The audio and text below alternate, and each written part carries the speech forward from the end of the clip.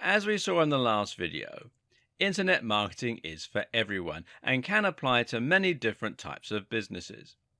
For the purposes of these videos, though, we're going to broadly categorize viewers into two groups.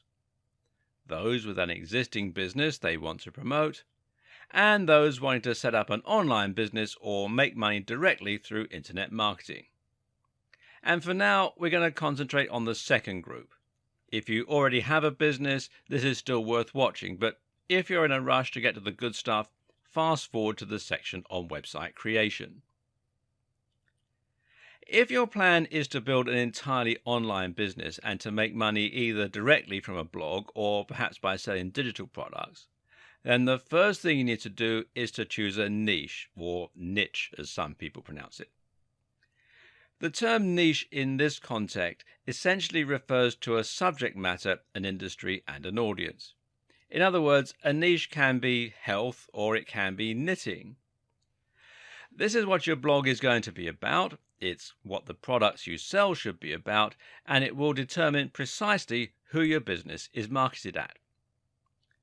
Choosing your niche is one of the most important steps in creating a successful online business.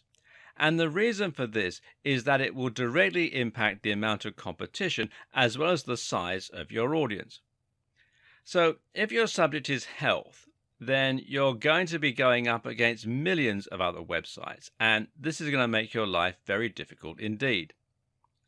When you write a blog post on how to get abs, it's going to be incredibly difficult to get that to the top of Google, seeing as there are so many other blog posts on getting abs.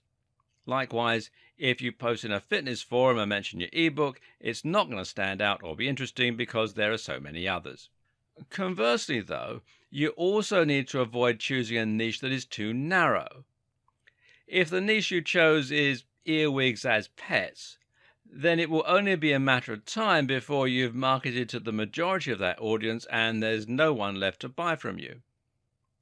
Another important consideration when choosing a niche is what you can offer the audience and how much they are likely to spend. When creating a product, it's always useful to think in terms of the value proposition.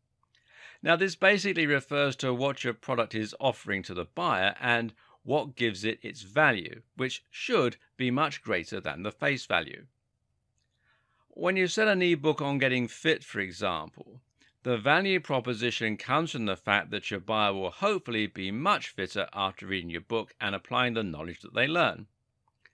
So you're not really selling a book at all, but rather a sexy toned body.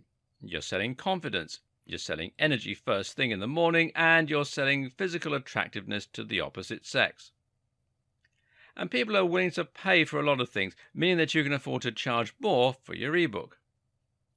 On the other hand, if you have a book on cats, then you can only charge people for learning a bit more about their pets, which isn't something people are willing to pay as much for. It's also important to have a very clear target audience in mind.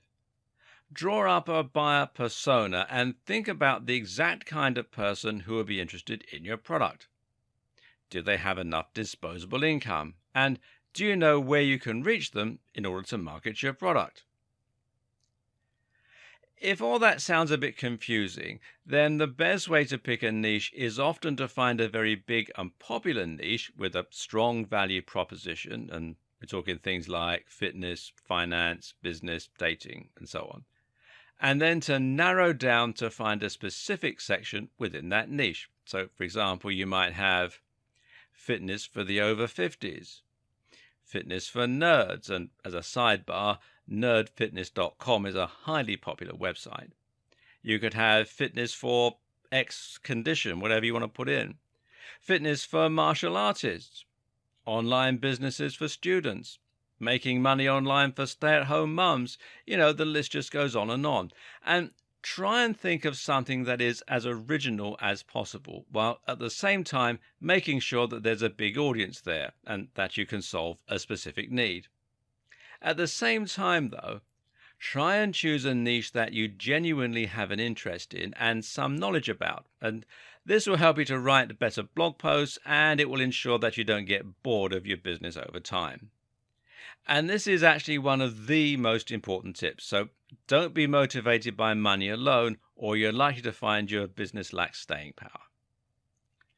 Finally, think about any connections you might already have and any contacts. If you happen to know the editor of Gardening magazine, then creating a business in the gardening niche just makes sense.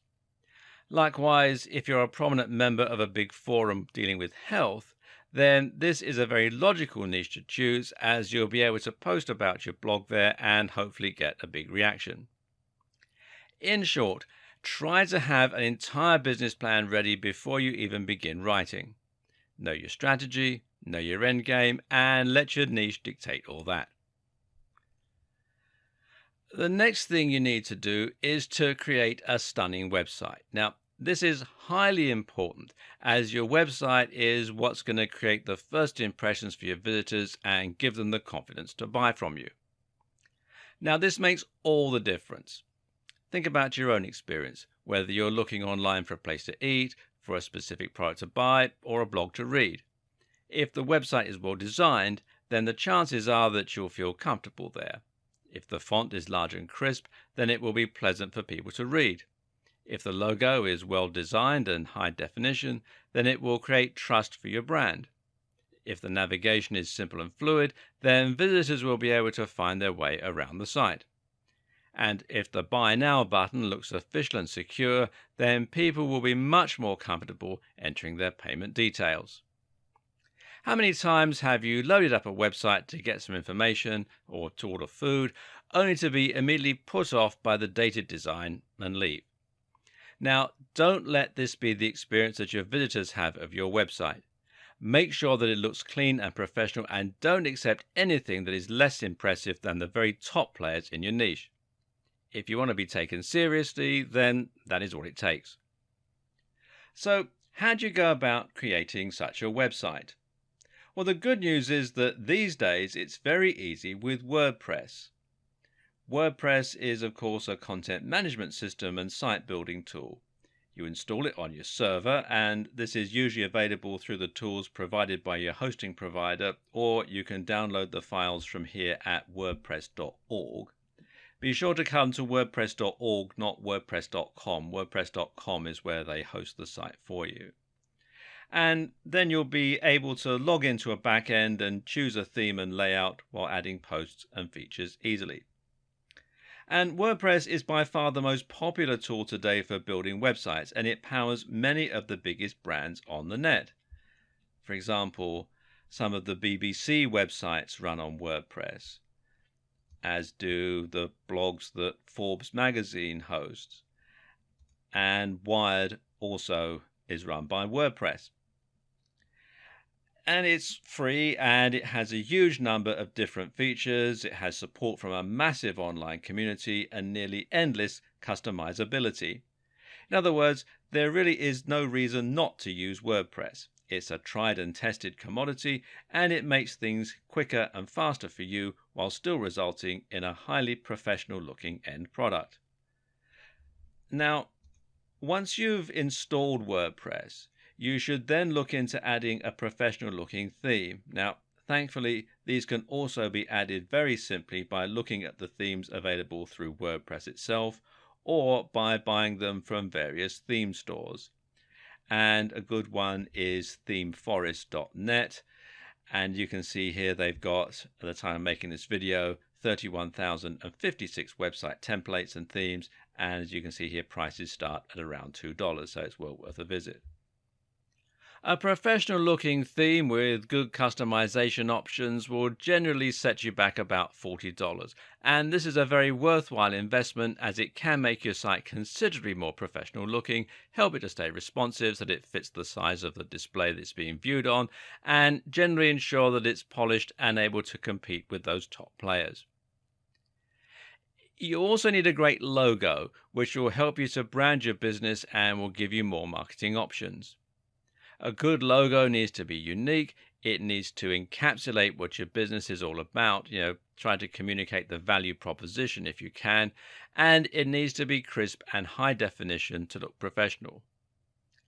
If you create your logo yourself, then it's very important that you use vector files via software like Adobe Illustrator in order to make it look the part. Better yet, outsource this job to someone else.